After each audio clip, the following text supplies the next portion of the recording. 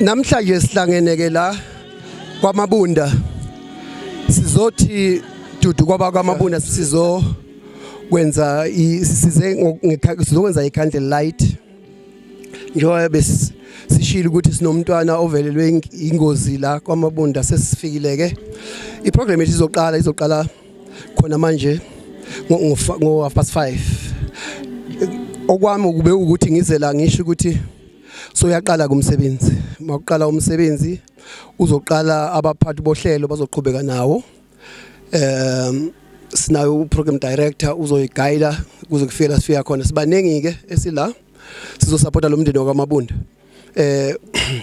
mhlawumbe ngilithola ithuba lokubuya la ngiyababonga bonke abezile amaward aseduzane i-structures ezikhona endaweni yokuhlala ngiyabonga manje ukuthi nisupport esiwu-ANC wakule branch siyathemba ukuthi umsebenzi uhamba kahle la sibanengi nenhlangano ezinye ezikhona bonke bazothola ithuba lokuthi bakhulume asizange ngizopolitika la sizobonisa ukukhala sikhumbule ukuthi le ngozi evelile ihambelana ne-GBV ukuhlukunyezwa kwengane labantwana nako nje ukuhlukumeza konke in general besicelile ukuthi amaphoyisa abe khona ngazi noma khona na of umlayezo ufikanga kuwo kodwa nje in short ngokufishane before iprogram iqala sila ngokuzokwenza i-candle light sabe sesiyaqhubeka ke siyaphambili nohlelo ngiyabonga angisazi show nguThemba Mthimkhulu empower to abasebi balahlethwe ke tsebo Jehova makauhle kona akuphila ukuthi mawuloka empa ke no thibile to ina Jehova makauhle kodwa tlama kwaqina ukuthi makoloka kulisika la Mabunda ukuthi makauhle toba itelepedi zopha amandla kuyingcwele siya mema ke sibaje zizulu sikhokhele kule service ebanathi bona amandla all the speakers that will be speaking here lead them spiritually, God. Let them intervene, let them give strength to the family. Mudima Matlaushe, God, feed them with one journey, the castle to them.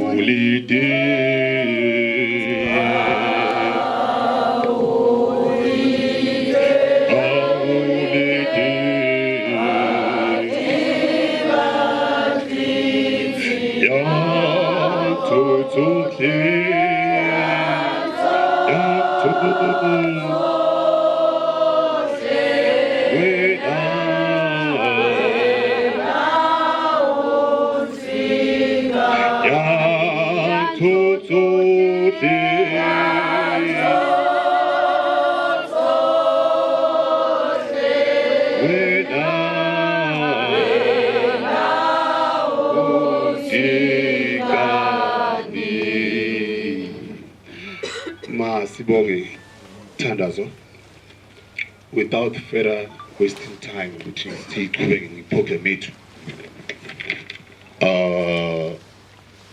Can I please have a song? After a song, Sicele Ozawumela umndeni wakaMabunda into this program. Just to give us a background of what happened. Hauya tswana liwena hauya tswana liwena hauya tswana liwena dimo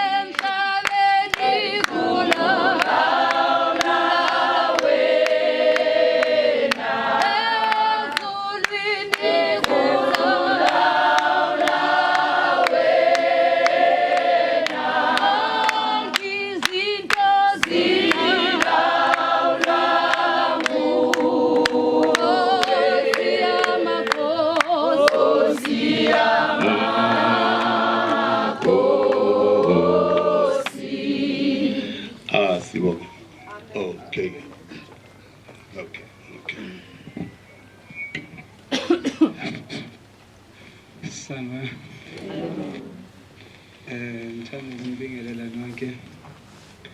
Igama ngoJabu wakamabunda. Umuntu esihlangane naye namhlanje umshana umntana kaSisi wala ekhaya. The latest Phumzile Siphiwe Mabunda. So just to give a clarity maybe what transpired.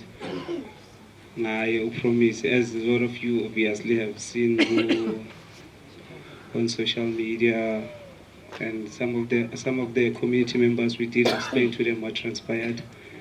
So promise baka umntana wesi-2 kusesiphumzile ubhuti wakhe namu Sipho wahamba kuyi-Wednesday la ekhaya, which it was last week. Beka umuntu osizana nogogo ezinazo ukuthi ugogo umuntu olimayo azithengisele lapha. So since ugogo vele bengasalimba kuuyo umuntu ozihambelayo uzithengisela lapha. So samgcina ngaleyo Wednesday ayothengisa, and then later on sazama ukuthi simthinte efonini icingo lakhe belingasebenzi. From that day sazama ukumfuna Friday, Saturday, and then Monday. It's when since abantu abaningi bebamazi ugogo and bebayazi ukuthi upromise umissing or ulahlekile, ubaba kunomuntu mama nanokuthengisa khona lapha yana ugogo wazosazisa ukuthi kunomuntu abamtholile lapha ehostel, actually lapha emathuneni ngase hostel ukuthi bamthola umuntu oshile lapha yana. So it's where one of our family members, which is my younger brother, went there, and then magambheka. And then wabona ukuthi makabheka nempahla lezi ahambe azigcokile sathola ukuthi uyena, but elinye side vele ngasabonakali. So yeah, we had to ukuthi say okay. So yeah, it's how we find out now to uyena, and then we went to all the process. So yeah, I was share kanjalo, and then obviously the case at the current moment it's under investigation amaphoyisa. So we're still waiting for any feedback kubo, but according to one of us which I know it's an easy case to case them. Nathi lokusithandaza ukuthi naye alale ngoxolo naba bayenzi balento lena batholakala so that justice can be saved. And then also as a family, so that we can also have a closure of that why. And also obviously even the community members, they want the closure also, they want to know what transpired, and also they want justice. So let's all hope ukuthi bazotholakala. And then in just a nutshell, would like on behalf of Mabunda family, would like to extend our heartfelt gratitude to entire community, from all our political organizations, all political members, all friends and families, for your kindness, support, and also general support financially, and also your presence and prayers. They did assist us, and they brought us a great comfort and strength during this difficult time. So now this time we will and then we will support during this difficult time.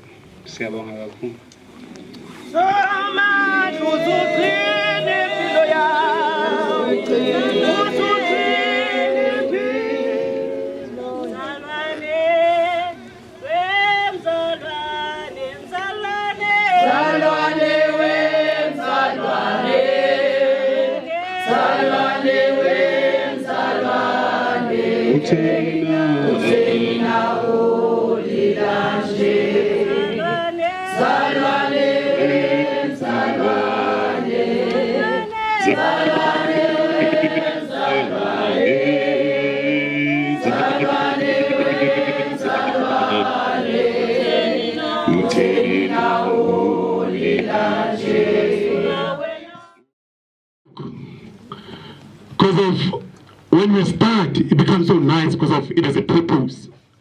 Then the book, even a conclusion. But the conclusion,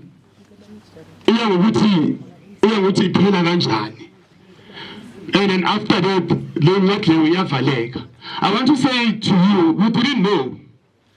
Yes, we can plan, but do you know on the 5th and the 11th, 2026, that incwadi promise is our The book, the purpose, we pay the promise.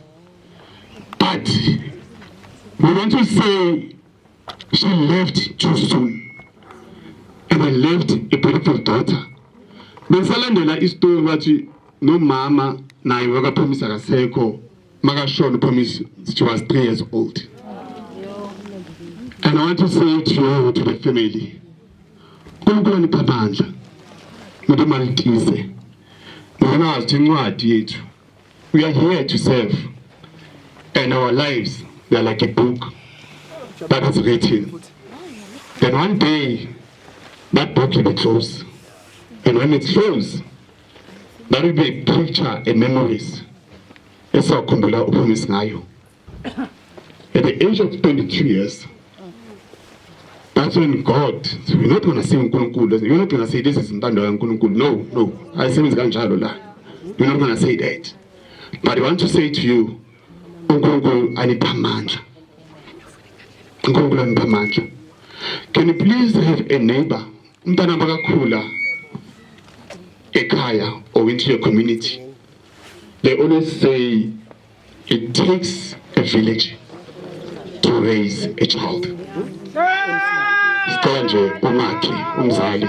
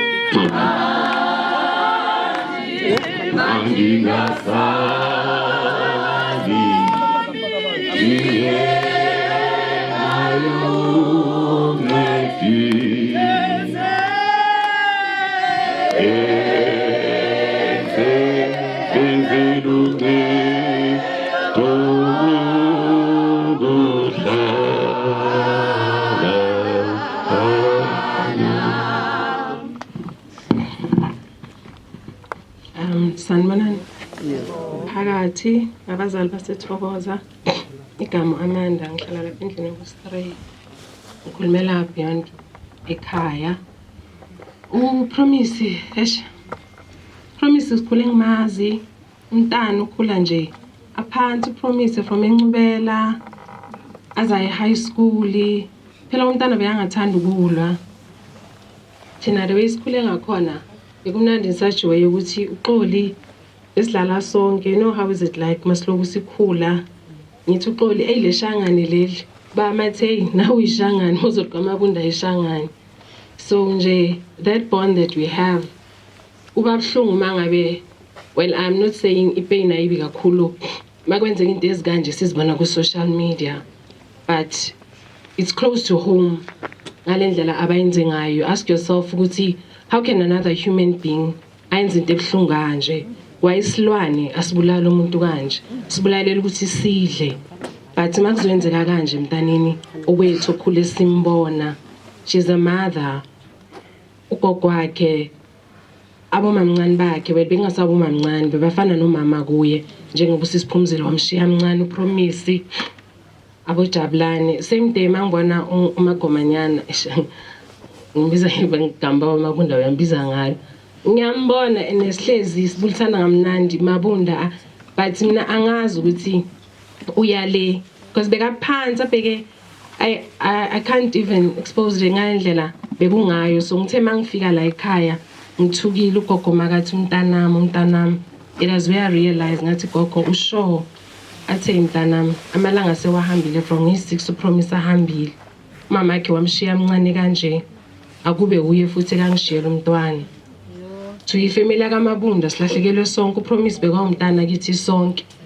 Bekasase ku 21 but bengasumntana uthanda izinto lokho ukuthi, but it is very sad and broken for mina kakhulu because besides ukuthi lingana ne firstborn yami, but bakhule bonke sibabona from amncane man. I can't ukhulume kakhulu ngoba umama bakhe but bengazi yena ubuntwana So I just hope and pray ukuthi iyobigcina. This brutal killing, it is very, very painful to such a point ukuthi kudala ziyenzeka and ngathi lokhu iyaqhubeka. So anginamazwi amaningi but kwaMabunda ngicela niduduzeke kakhulu silahlekelwe sonke. Ngicela nichubeke ngalendlela enithandana ngayo abantwana nangu akathande ukuthanda uyakhula ngothande nalo kumalume jabulani uphuma komanyana. Nkosini busisi nipha amandla ngaso sonke isikhathi. Yabo. Kena limo disa keya ipinza Jehovah.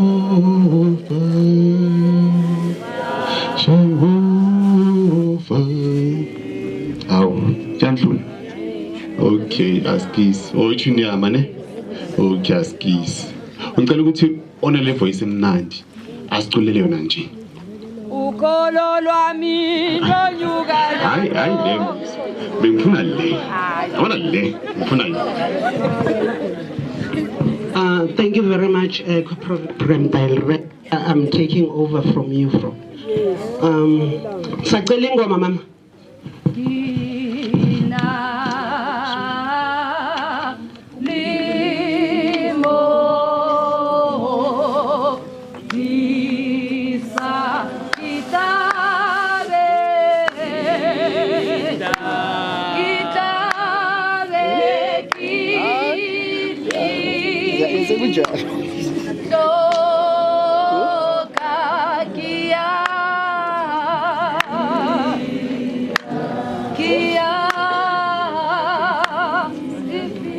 Baba indele sela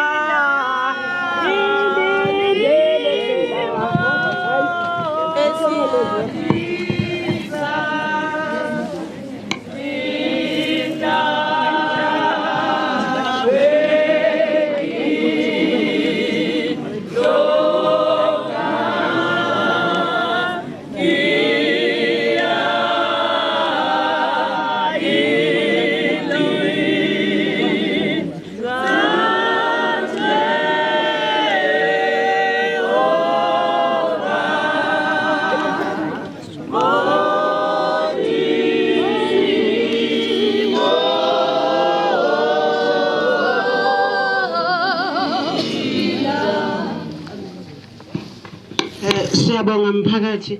Ngicela singawini umoya. Angithi we are here sizoduduza umndeni. Okuyibona abahlezi lemanzini ngithi. Ngicela singawini umoya. I know kunzima because we are mothers, we are fathers, uncles, brothers and sisters angithi. Sisingawini umoya.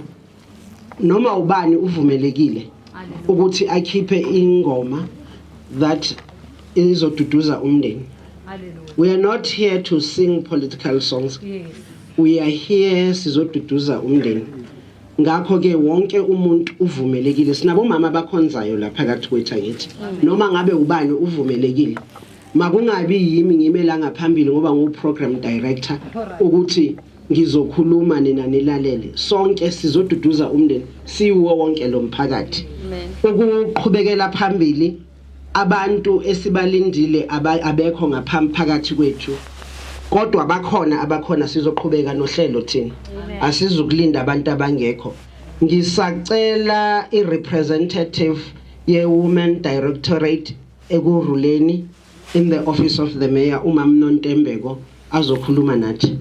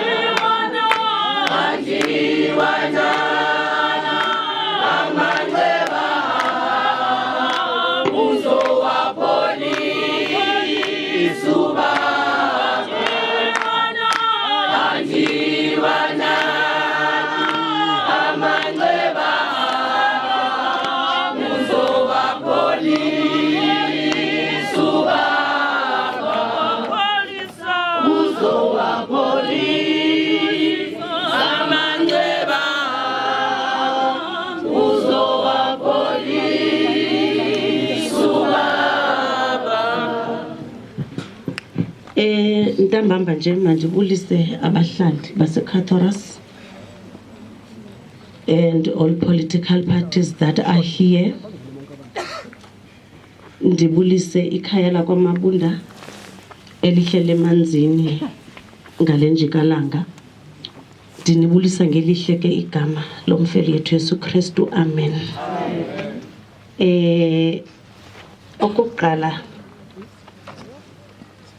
andazi sisivuvu or program director belapha if njengoba I'm representing the office of the executive mayor, if mhlawumbe umayor bekhona ngoqobo la ebezaba yi-first speaker na that's protocol ebingasoza beyiyo bezawuthetha igqibeleni.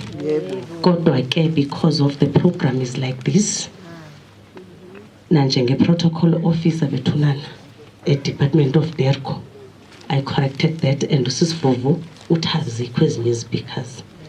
So okay, this is the first and the last speaker. We've been doing this candlelight kule ndawo esihlala kuyo for ixesha elide. We've been saying kwanele ixesha elide. And I don't know ke uba sizawumane sisithi kwanele until kube ngumntakabani ozawulala ngalendlela usisipromisalele ngayo apha. Kuthiwa unomntana usisipromise ushiya ugogo. Isihlungu nje esinjalo.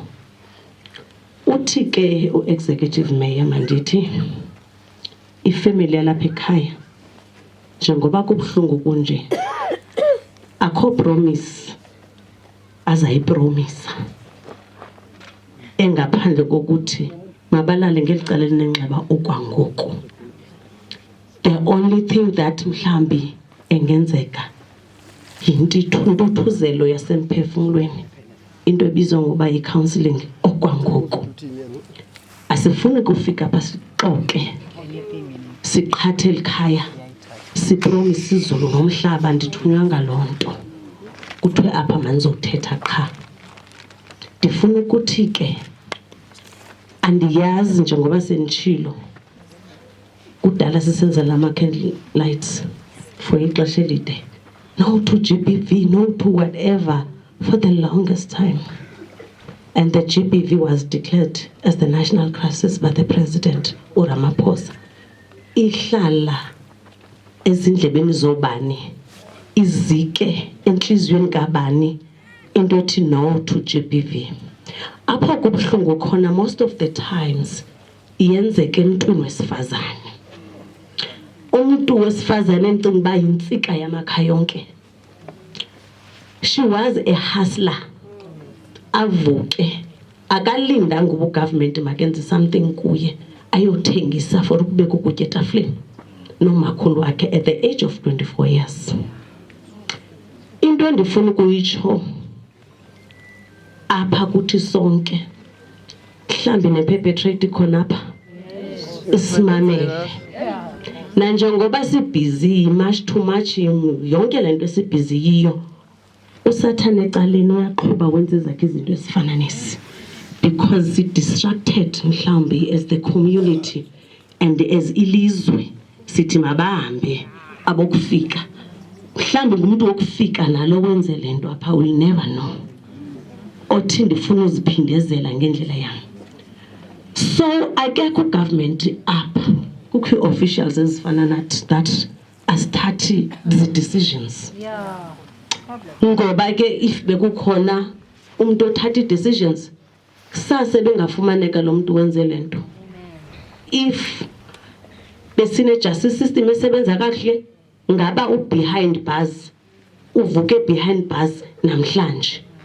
Into endifuna ukuyitsho ukuthi sizawuthi kwanele until when sizawutsho sifike singene siphuma kwikhaya lakwaMabunda as officials, as government officials nawo wonke umuntu sithetha sisithi siyaxolisa akuhlanga longehlanga kuThixo benika kuThixo bethabathile uzibuza into ubuThixo bephingela xesha andifuni uphuma weni ndithi abantu bakwamabuza mabazibuza ukuthi uThixo bephi ngelaa xesha umntana wabo bekathathelwa umphefumulo ngumuntu esingamaziyo, esingazi ukutsho noba indoda noba intoni, kodwa ke asazi sisilwanyana esiphuma phi na.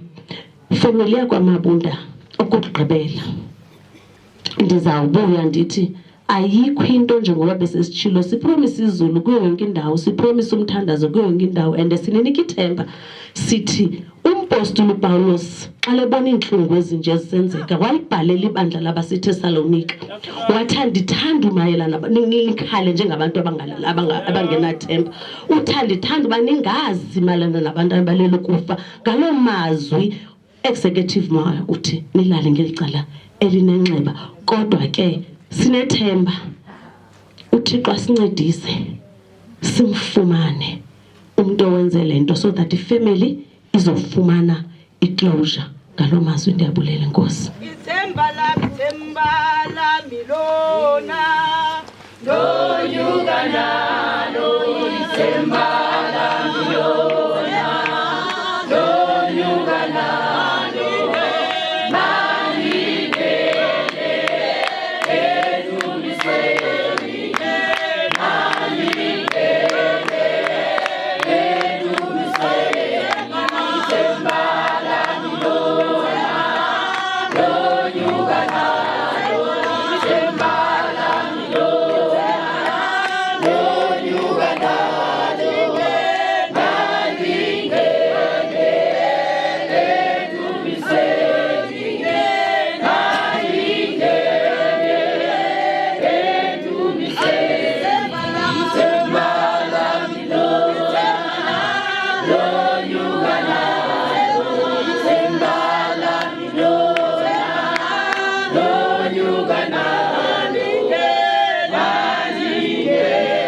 Father, we bless you, we magnify your holy name. You alone are God, and besides you there is no other. We thank you for your presence in this place and for your unity and your peace among us, oh God. Thank you for comforting us, oh God. We thank you that you are with us. If you believe, shout amen. Amen. If you believe, shout amen. Amen.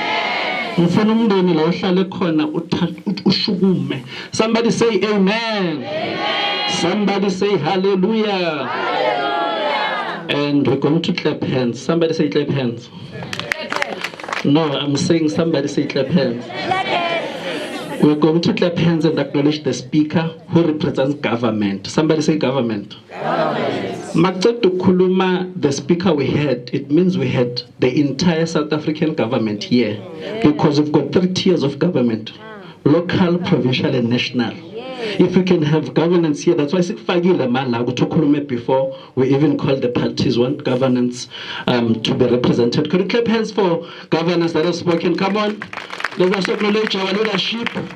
The government is on our shoulders. Hallelujah.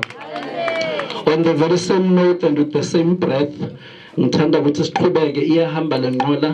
I wish to call a speaker from the Economic Freedom Fighters. They're going to come and speak, but to do the umdeni as Papagamise Ngoma.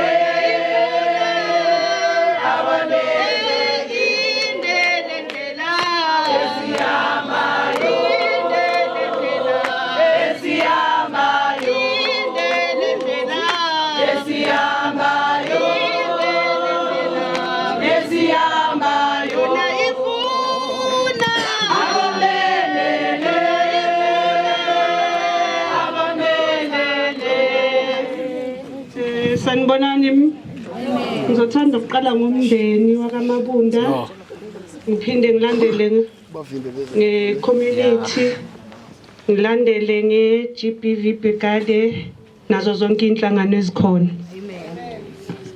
Mina ngufikile eDlamini, branch secretary EFF la Ward 57. Please accept our deepest condolences most heartfelt. I didn't have the privilege of knowing Upromisi, but I am here tonight because her life mattered to all of us. Your family is in our hearts and our prayers. You are not alone. As Tina Sikona Lana Namhlanje, we are being led by Chairperson and Sikona Samba Futino Sub-Regional Treasure. Siabong.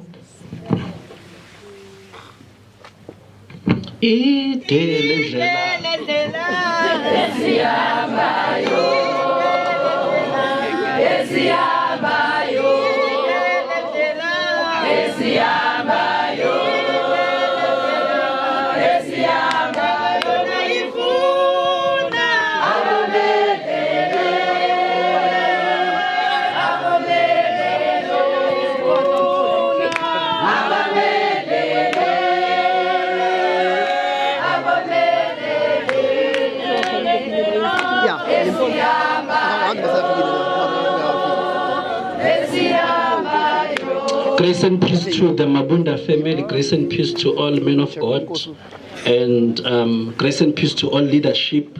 Can we all say all protocol observed? All protocol observed. Everyone say all protocol observed. All protocol observed. On the very same breath, every organization in corner.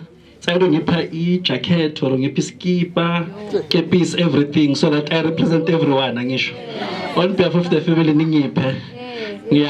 something. So I represent everyone.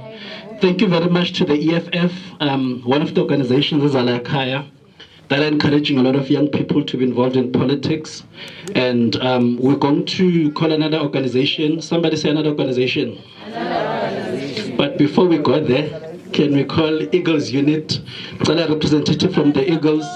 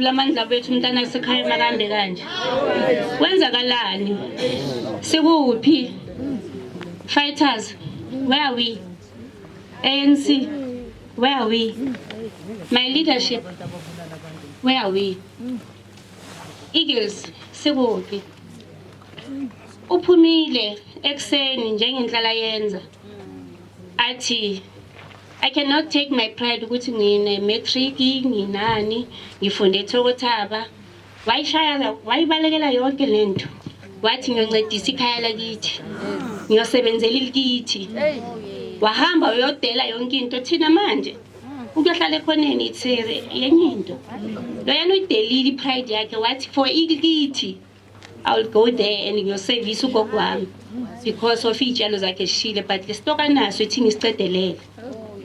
And then uhleli uyasebenza regardless to everyone uthanda ukujudge regardless ikholi ingenile yambiza wherever la imbizela khona as usual waphuma waya kulo call azange sabuye beka kuphi umuntu senext door akazwanga nix beka kuphi lo muntu makayiphethe yonke lento beka kuphi At this moment ngimela nguthandwa kaMsima ngikhulumela ama-Eagles.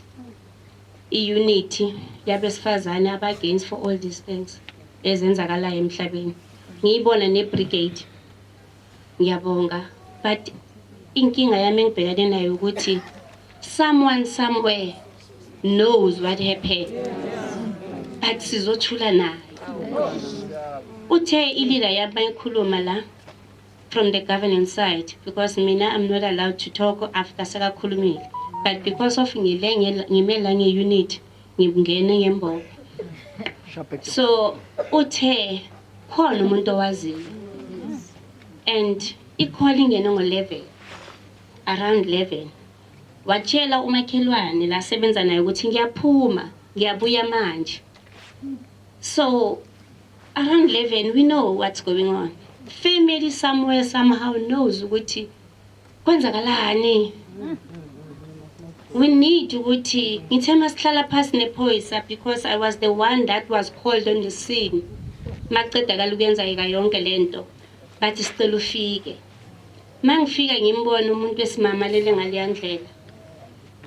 It was difficult. Then ubuza amaphoyisa amamele akhulume yonke into bese bathi no le it's brutal murder and that's not fair. Sibhizi silwela ubukhansela, silwela ukuthi ubani ophethe. Can't we join together? Sambe sofuna iphoyisa eliphethe case. Sithi what is the next step? Ukuphi manje ngecase? And then usitholile imininingwane. Ngibonile imese engaka. But that mese le beyisebenziswe ukuthi ishiswe for ukuthi ifihle ema-fingerprint omuntu. There was this thing abayibiza ngokuthi grass cutting machine. That equipment beyisebenza emntwaneni womuntu. And bekunema-knives. Awathatha ama-forensic yonke lento ngaze ngayishuta ngathi ngicela ushuta lento ngoba because I'm not allowed ukushuta umuntu. And the person oshutela umntwana, I still say bantu bamnkosi bantu abamnyama sizwe simnyama ikuphi unembeza. Ushuta njani umntwana osowazi ukuthi ulahlekile or imndeni wakhe yamfuna wakamtholi wena umshude bese uyakhuluma uthi mphakathi. That's wrong.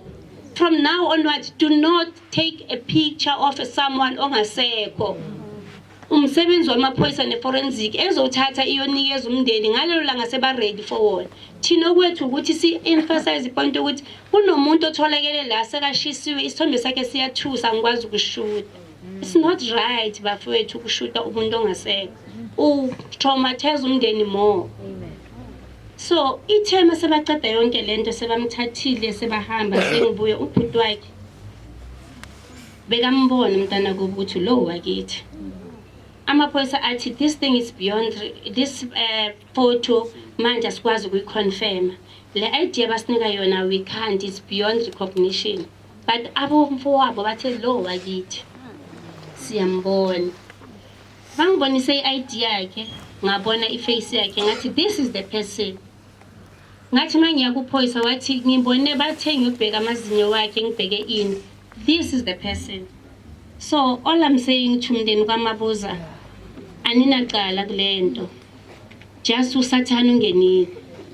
Bengicela ukuthi i-leadership yala kule ward ithathe this thing nge-pride and dignity. Umuntu ophethe le case bathi mama Mahlamakhulu, if I'm not correct, if I'm not mistaken, we need to know who was the last caller and bayenzeni and sikuphi ngecase yakhona, so that sizothola iclosure. Asithi sizombuyisa umoya wakhe awusekho uhambile, umzimba wakhe awusekho, umoya usele nomndeni wakhe. But for us to know what happened, ngicela ukuthi siyithathele phezulu. This time around I'm appealing to everyone ukuthi take your banner, take your organization, there's someone oshonile. Let's join us together. Let's join like the way singakhona siye police station Ramkunupi. Siyofuna ukuthi i-justice yaka promise mayenze. That's all I will ask. The rest is history. Kunzima. I was with the mother because bathi umama ke washona. But I believe that it takes the village to raise a child. Umama ukuzala yangashona, but the person othathi ibhethe lakhulisa is still a mother. It was difficult for that woman to say this is my child. We had to sit somewhere, convince ukuthi avume ukuthi umntanami because of it was difficult. Bafowethu, ngicela ukuthi ward 57 this thing ayiqali kuwo wonke ama-ward igcwayelekile, but asiyenze ukuthi kube yesigcina la kule khaya. Asihlanganeni sonke sihambeni sofuna i-answer, sincedise lo mndeni ongakwazi ukuthi yona uyosifunela i-answer, because amaphoyisa wethu are-rude. I-political banner, it can assist ukuthi sithole i-justice, ukuthi sithole ukuthi okay noma ngaba simthole umbulali, but sinazo iy'nsolo zokuthi ubani nobani bekakuphi kanjani, ubezwana nobani bekwenzakalani. Lezo iy'nsolo lezo amaphoyisa mawazilandelela azi-investigate, sihluleke sizamile, singayiyeki nje sithi kuzolunga. Okwamanje masiyeke umndeni, siwuyeke umphakathi, sizame ukuthi sibeke upromise ngokuthula, masiceda bese siyolwa le mpi khani iqala. Ngiyabonga, ngiyayishiya le ndawo. Uthi baba ndihlalela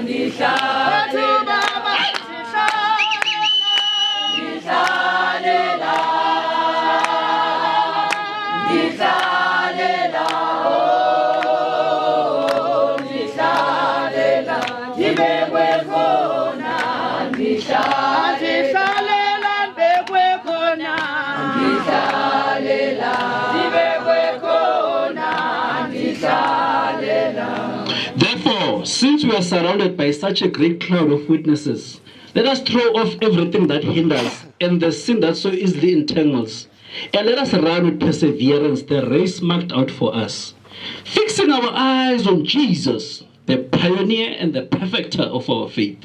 For the joy set before him, he endured the cross, scorning its shame, and sat down at the right hand of the throne of God.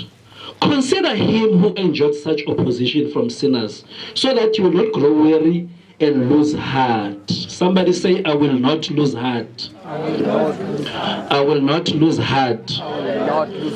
Those are the words, that's the word of God that we wish to encourage the family Ngayo. And we just want to say to you, and everyone who's here, there's a certain horse. Somebody say horse. This horse, bebathanda ukuyithuma. Bathanda ukuyithuma every time. Bathanda ukuyithuma ihamba in forest. Until one day, the owner said, and the horse was not coming back. And the owner said, ukuphi horse wami? Wahamba uyibheka. Makafika bathole ihorse isemgodini, very deep hole, and they couldn't get it out. What am I saying? Masekashonile umuntu asakhona ukumbuyisa. Point number one, unfortunately. Now, this owner, let me get the village. As the Eagles unit has spoken, together we are one from today onwards. We become one thing. There's an organization, Bengitana Safundi Scholar, I was not part, but each one teach one. Somebody say, each one. Teach one. Teach one. Each one. Each one. Teach one. One learner, one tablet. Now, lela ashimalele lapha. Bathi asithatha amaharafu sivala umgodi ukuthi ngashona omunye umuntu. Masithi no more GBV, sithi no more again. It will never happen to anyone. But as bafika bathatha amaharafu ile thembe ngizokupha lona namhlanje. Mabefaka amaharafu bathela umhlabathi. This horse woke up. So mhlambe upromise yakhe sikwazi ukumbuyisa, but wena phakathi kwakho there's a dream that is inside of you. And as we are united here, we're saying, wake up to that dream. Bayithela ngamaharafu yavuka this horse. Baqhubeka bayithela yavuka. Mabathi bayithela maniyabona lo mhlabathi yenza umningi. So the horse will just shake it off and step on that mhlabathi. Somebody say shake it off. The horse would shake it off and step on it. The horse would shake it off and step on it. But would shake it off and step on it. But the Mapunda family would shake it off and step on it. But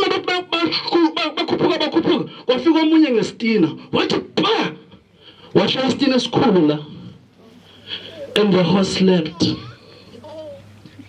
But we're here as a community today to say, and the horse as it slept, the scripture says, fixing our eyes on Jesus, the author and the finisher of our faith. Now sometimes you need to close your eyes and don't listen to anyone. That's how you fix your eyes on Jesus. Now as it's Jesus gave the horse strength, but the horse must one. It's a shackle of Shabbat. Yatella, Yakupu Evela Puzul. So includes a Namshanje, but one day Sizoshana Nochis. And Bishop Mpeshe is here, and men of God are here. We're going to pray. And as we're going to pray, we just want to introduce you to that Jesus. We just want to say, fix our eyes on that Jesus. And before Baseras, look at your neighbor, say, hey, Makelwan. Let us welcome the African National Congress as they come to the fore. Can I have the ANC come and speak on behalf of my sisters? The last speaker for the day, last speakers. Can you clap hands for them as they come?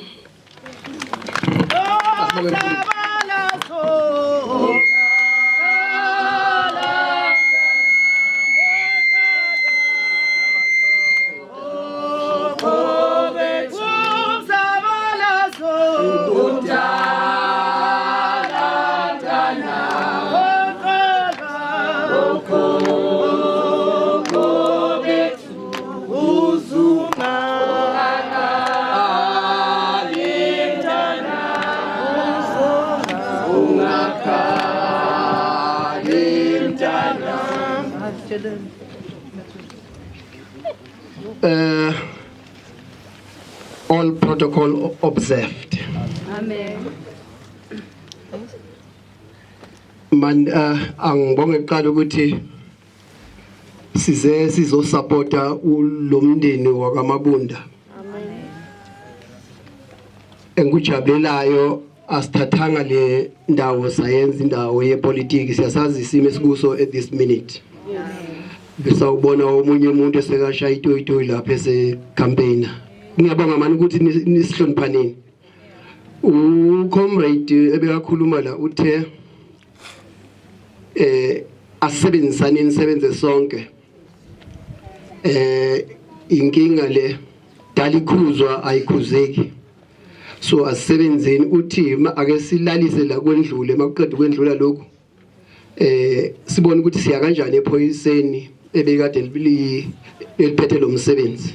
Igama lelo. Asimbonge futhi uComrade uKhansela wase Ward 59. Si branch yase Ward 57 sibonga kakhulu ukwethembeka kwakho njengomholi. Othi uma uhlangane nento njengale asikutholanga sola kaMabunda. Usu ungena uphuma. Angikhona abanye babecula bethi ufuna nemakamelweni, ngithe hlala la usufuna nemakamelweni. Kusho labantu bakwaZulu mabecula. So ke asibonge inhlonipho yomholi. Kukhokhelwa kanjalo ke qabani. Into ayenzile uyiwathintana nathi. From there sayithatha lapho seza emndeni kumndeni wakaMabunda saqala ukusebenza until kuze kube nje namhlanje. Asibongo uComrade Khansela namanye amakhansela maka I wish enze njalo ngoba sinje sithanda udumo ngasuke sikhithimene into kanti ayifuni thina yabona kusuka umkhulu umsindo lo unnecessary. So siyabonga nkokheli ungadina. Uma ngiqhubeka ANC wase Ward 57 sizozama ukusemandleni ukuthi ngoba besishilo vele ukuthi sicela ukuthi kube namaphoyisa la mase kusizokhandle sokwenza ikhandle light but ngicabanga ukuthi asiyilandelanga ngendlela right ngoba sikhohlwa ukuthi kuseramguluba kusike thokoza yabona but nayi ngathi spice si besi planning ukuthi akube namaphoyisa mhlamba khona CPF is here siyabonga but CPF okusala siyabonga amaphoyisa la sibonga kakhulu it's serious enethunga isengelwa phansi ikhona iCPF amaphoyisa kodwa lesithe amaphoyisa sifuna kabe khona okunye ke ilokhu mhlawumbe ikhona into engasho unobhala webranch akakafiki mara ukuthi usendleleni sethu usenze ekudeni uyeza manje umfundisi uMpehle angazi noma seyakhona mara useduzana so ke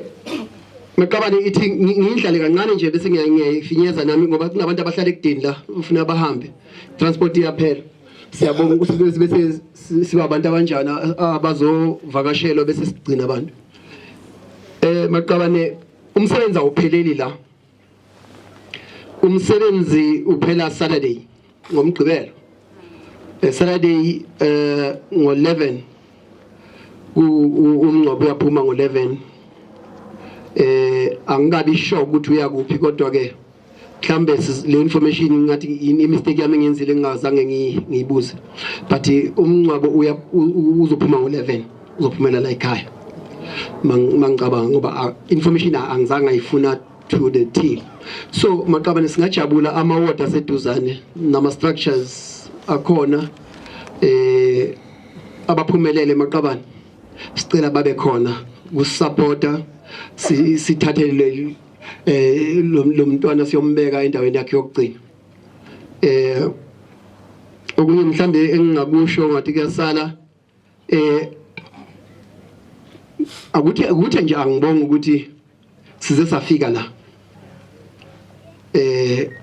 ukudlula la ukuthi asenze lo msebenzi okumele siwenze besilinde ukuthi unobhala uzabe sekakhona asiqale senze lo msebenzi ufuna siwenze but iprogram angiyazi ime kanjani okwami ukuthi ngithi ngiyanibonga futhi ma fighters iMK ingacashi isivelele sesiambusha la angithi sinamaphatha le ndawo si open to siyabonga mabe khona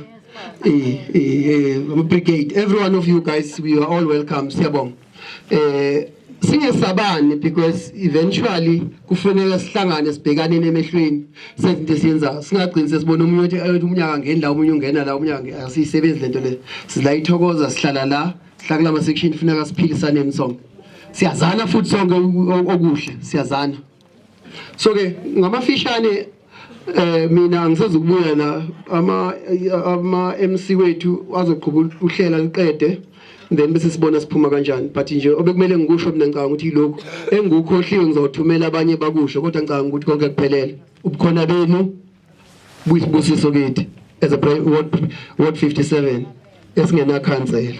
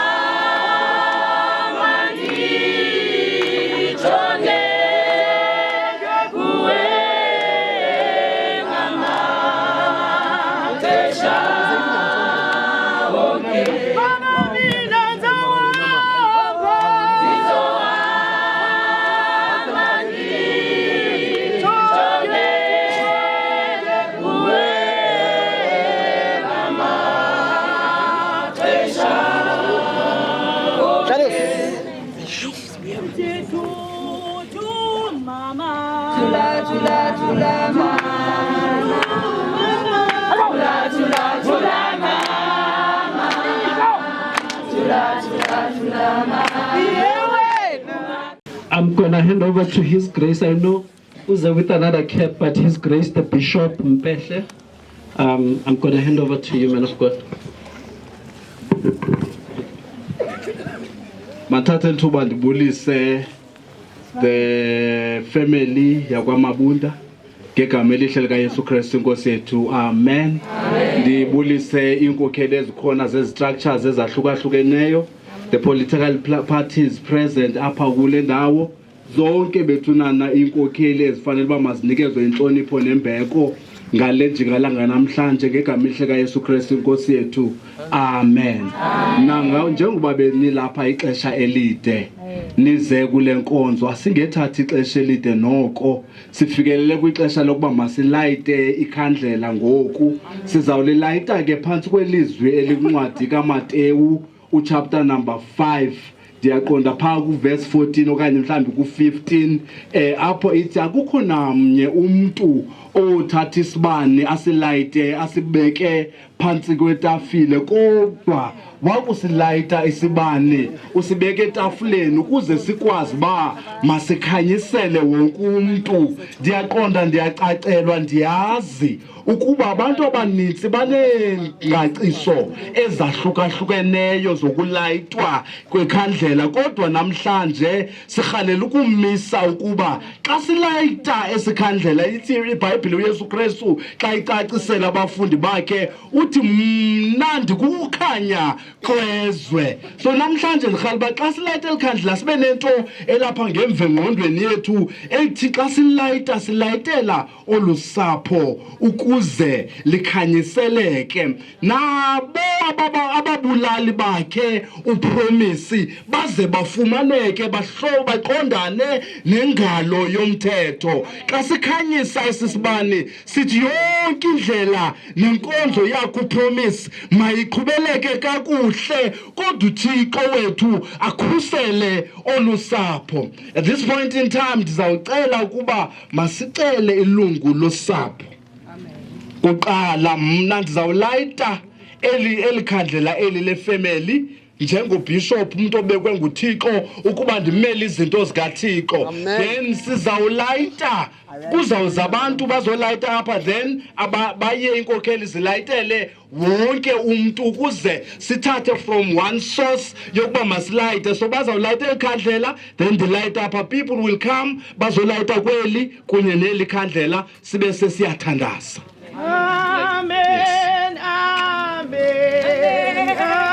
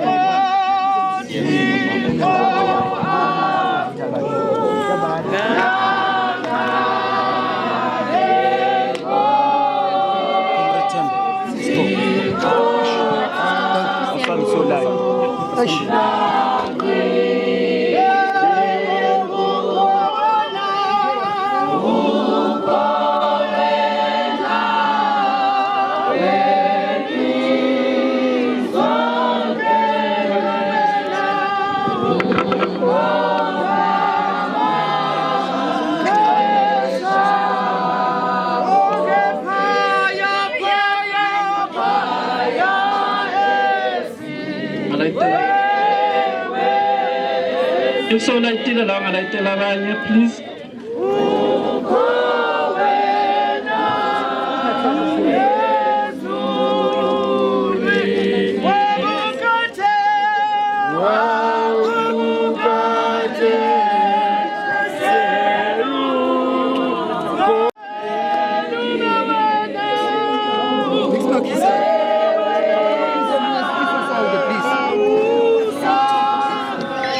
Excuse-moi. Adula.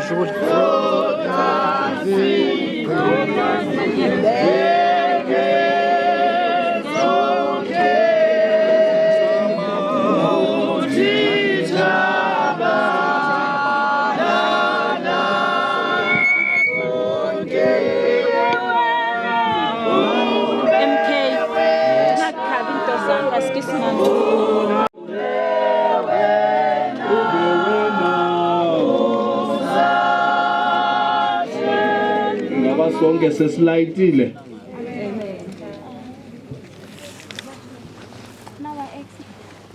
abangenakhandlela ngathi usekela nobhala uya ofarisha pha.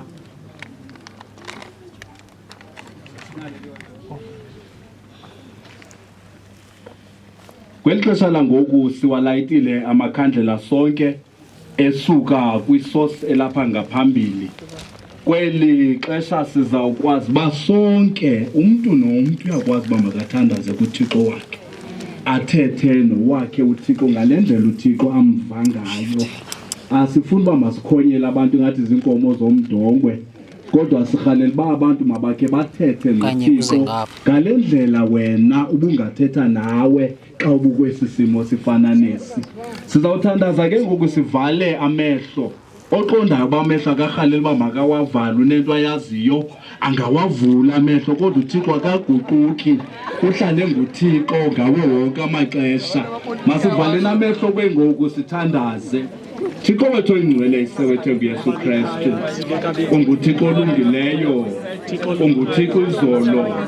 UnguThixo namhlanje. UnguThixo naphakade. Unyangele mihla mdala wezintsuku. Akekho yozafaniswa nawe ke Thixo wethu nanini. Nansi nginginya yabantu bakho simakade sezulu. Bantu bakho Nkosi basidibene kule sapho lakwamafunda. Thixo wethu oyingcwele kumkani bazogcwala emswaneni sonini nanini bekhalisana nolusapho Nkosi sengathi ndiyava kulakona Thixo wethu oyingcwele umuntu ebuziba umuntu nobuntu bakhe buphi na Thixo wethu oyingcwele. Sikhala kuwe ke Nkosi ngokuba sithembele kuwe Thixo wethu oyingcwele.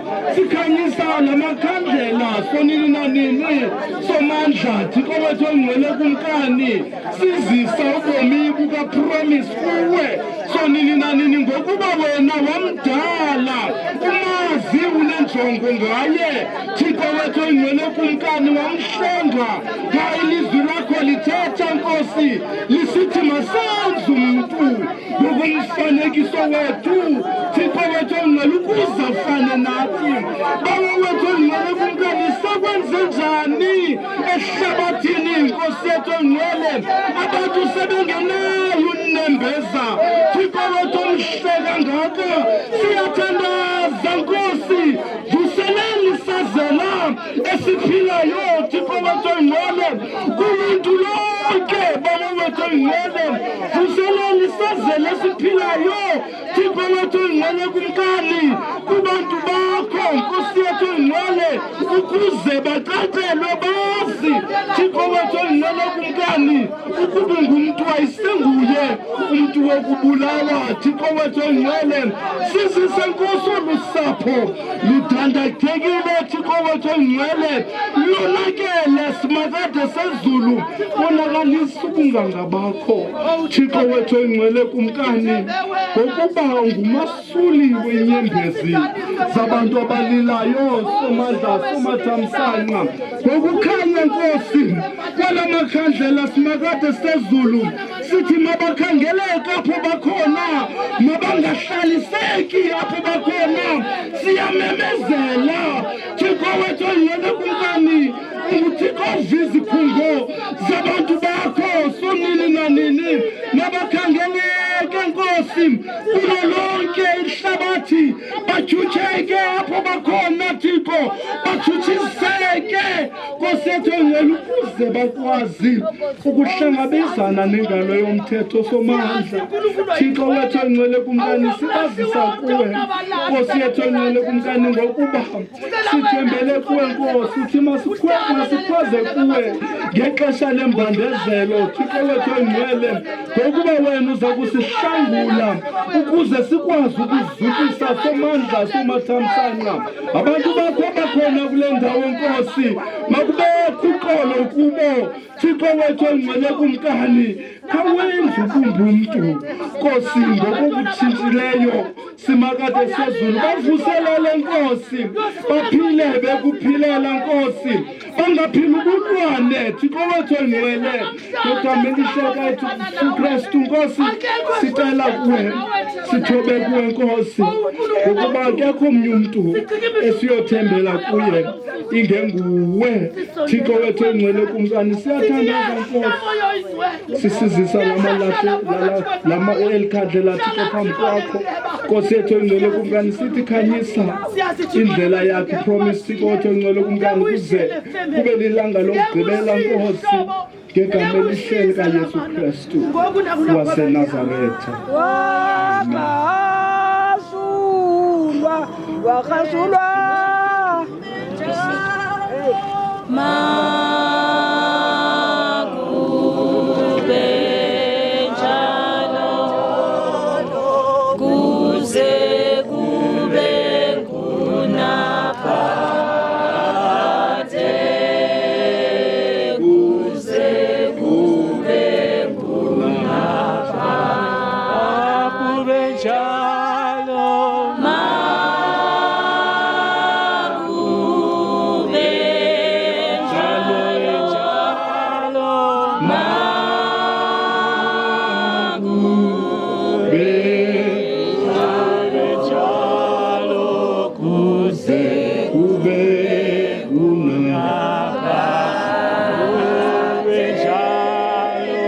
sizakwenza ngalendlela ke ngoku bahlali ukuba ifamily kuzaba yiyo ezoqala iyobeka amakhandlela phanga kwelali bomvu lipha and then wonke azoyovuthela pha so sonke sayobeka amakhandlela pha but before you can go family zawubeka then siyifake ngaphakathi endlini ngokuba bekufamba sekukudala bengene ngaphakathi endlini akumelanga babe ngaphandle ngelixesha so we will allow them ukuthi bayobeka then nibe seniya khululeka